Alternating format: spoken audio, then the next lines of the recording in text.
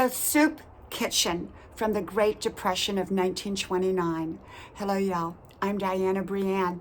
Well. I got to thinking about my mama and the Great Depression. In 1929, she was about 6 or 7 years old, and she remembered standing in the line at the soup kitchen.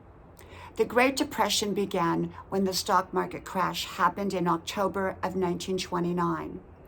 And yet it spilled over into the 1930s. And I think it really wasn't completely over until the 1940s.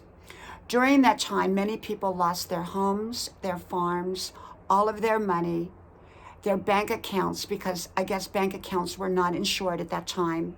They lost their cars, and they didn't have enough to eat. Back in those days, people often had many children. And so feeding their children was the number one priority. My grandma used to send my mama and her 2 sisters to the soup kitchen. And the soup kitchen was basically a very, very long line of people that stood in line with their own bowl. And once they got to the front of the line, they would fill that bowl up with soup and give them a piece of bread.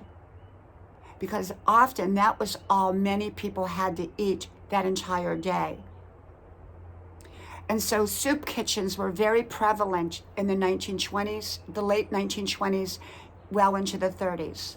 I'm not sure exactly what year they started, but I know they existed in the 1930s. And so the Great Depression was a very, very difficult and challenging time for people. Like I said, many of them didn't have enough to eat.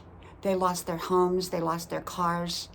After the Roaring 20s, when everything was going so great.